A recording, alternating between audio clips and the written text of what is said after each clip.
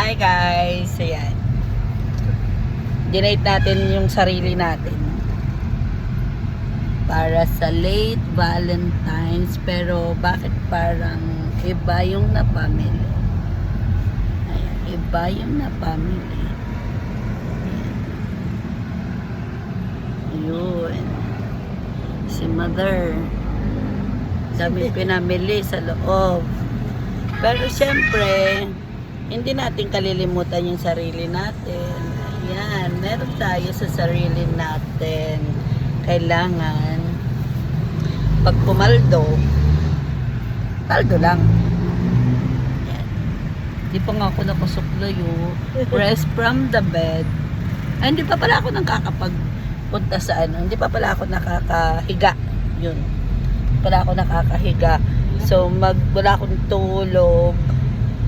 Pagka gising ni nanay, nagligpit lang kami, nagsarado ng tindahan, then punta na sa palengke kasi pag ako natulog, diretso na yun, hapon na ako magigising. Kaya gabi na, wala nang tanghalian, wala nang hapunan. Pero ngayon, dahil meron tayong cake, Happy Valentine's to me. Diba ganun?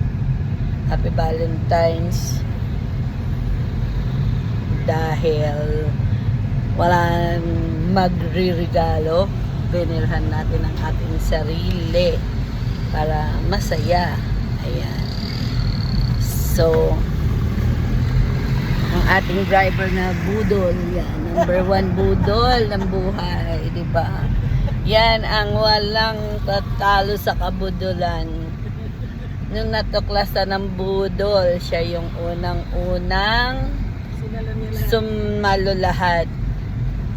At meron pang produkto na parang triple ang pagkabudol, na isalin na perpekto sa produkto ang pagkabudol, di ba?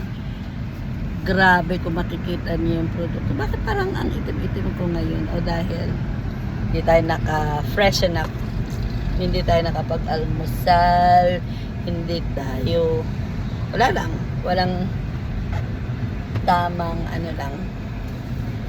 tamang chill kasi pumaldo. Ayan, pumaldo tayo,